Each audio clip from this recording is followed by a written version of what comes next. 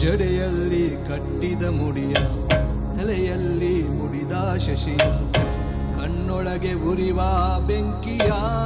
ಮುಚ್ಚಿಟ್ಟುಕೊಂಡು ನಗುವ ನಮ್ಮ ಶಿವನ ಕಂಡೆಯ ಅಮ್ಮಮ್ಮ ಅವನ ಲೀಲೆಯನ್ನು ನೀವು ಬಲ್ಲಿರ. ಶಂಭೋ ಶಂಕರ ಮಹಾದೇವ ಶಿವ ಶಂಭೋ ಶಂಕರ ಮಹಾದೇವ ಶಂಭೋ ಶಂಕರ ಮಹಾದೇವ ಶಿವ ಶಂಭೋ ಶಂಕರ ಮಹಾದೇವ ಶಂಭೋ ಶಂಕರ ಮಹಾದೇವ ಶಿವ ಶಂಭೋ ಶಂಕರ